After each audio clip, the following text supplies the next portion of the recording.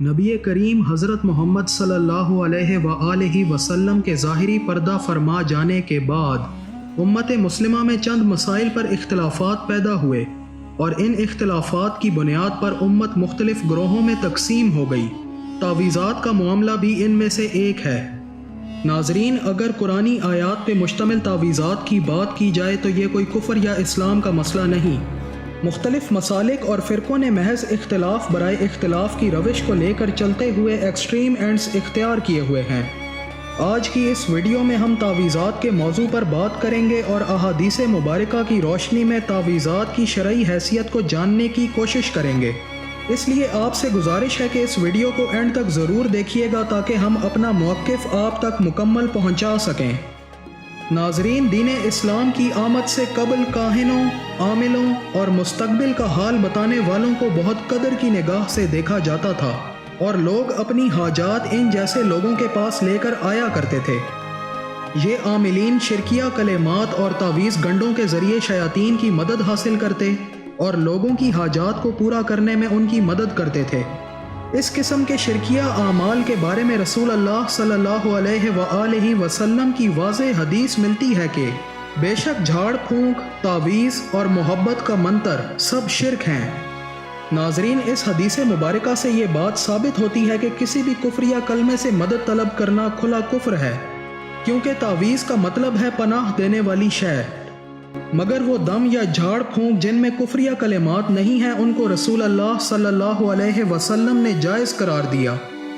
حضرت عوف بن مالک رضی اللہ تعالی عنہ سے روایت ہے کہ ہم زمانے جاہلیت میں دم کیا کرتے تھے۔ ہم نے عرض کی، اللہ کے رسول صلی اللہ علیہ وآلہ وسلم، اس کے بارے میں آپ کا کیا خیال ہے؟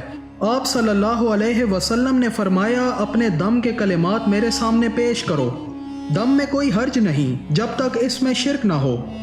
ناظرین، اس صحیح حدیث کی روشنی میں ہمیں معلوم ہوتا ہے کہ تمام دم، جھاڑ پھونک یا تعویذات کفریہ یا شرکیہ شمار نہیں کیے جا سکتے۔ صرف انہی تعویذات یا جھاڑ پھونک کو کفریہ کہا جائے گا جو شرکیہ کلمات پر مبنی ہیں۔ حضرت عمرو بن شعیب کے دادا سے رسول اللہ صلی اللہ علیہ وسلم نے فرمایا، جب تم میں سے کوئی نیند سے چونک پڑے تو کہے کہ میں اللہ کے کامل کلمات کی پناہ میں آتا ہوں اس کے غضب سے اور عذاب سے اور اس کے بندوں کے فساد اور وسوسوں سے، ہمزاد کے اور اس سے کہ وہ یعنی ہمزاد ہمارے پاس آئیں، سو وہ خواب اسے ضرر نہ کرے گا۔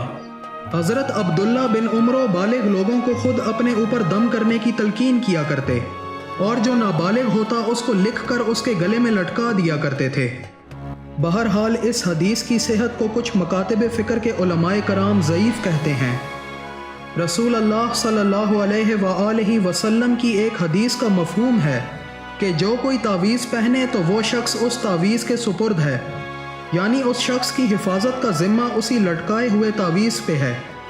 ناظرین، اب اگر تعویذ میں کفریہ کلمات ہیں تو وہ شخص شیطان کے سپرد ہے، اور اگر کوئی قرآن کی آیت ہے تو کلام الہی کے۔ اس ضمن میں ایک بات تو واضح ہے کہ قرآنی آیات لکھ کر گلے میں ڈالنا کسی بھی طریقے سے کفر میں شامل نہیں ہوتا، کیونکہ قرآنی آیات اللہ کے کامل کلمات میں سے ہیں، اور اللہ کے کامل کلمات سے پناہ طلب کرنا رسول اللہ صلی اللہ علیہ وسلم کی سنت ہے۔ رسول اللہ صلی اللہ علیہ وآلہ وسلم نے اپنی امت کو یہ دعا سکھائی کہ میں پناہ مانگتا ہوں اللہ کے کامل کلمات کے ذریعے ہر ایک شیطان سے اور ہر زہریلے جانور سے اور ہر نقصان پہنچانے والی نظر بد سے۔ اس میں ایک بات قابل غور ہے کہ رسول اللہ صلی اللہ علیہ وسلم نے امت کو قرآن اور دعاؤں کو پڑھنے کی ترغیب دلائی ہے۔ آپ صلی اللہ علیہ وسلم خود سونے سے پہلے سورہ اخلاص، سورہ فلق اور سورہ ناس پڑھ کر اپنے اوپر دم کیا کرتے تھے، اور آپ کا ہر فعل امت کے لیے مشعل راہ ہے۔ آپ صلی اللہ علیہ وسلم نے اگرچہ قرآنی تعویذات کی ممانعت نہیں فرمائی، مگر اس فعل کی تلقین بھی نہیں فرمائی۔ ناظرین، قرآنی تعویذات کی تاریخ تابعین کے زمانے سے متواتر ثابت ہے۔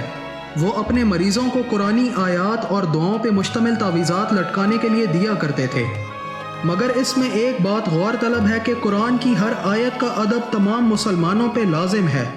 اس لیے اگر کوئی شخص بوجہ ضرورت تعویذ پہنتا بھی ہے تو اسے چاہیے کہ اپنی پاکی کا خیال رکھے اور بیت الخلاء میں داخل ہونے سے پہلے تعویذ کو اتار دے۔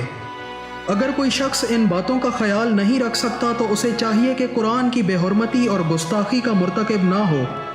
اس لیے عاملین حضرات کو چاہیے کہ جو روحانی مریض قرآن پڑھنا جانتا ہے اسے سنت اذکار کی تلقین کریں، اور جو لوگ نابالغ ہیں یا قرآن پڑھنا نہیں جانتے ان کو تعویذات کی تمام شرائط اور احتیاطیں سمجھا کر قرآنی تعویذات دیں۔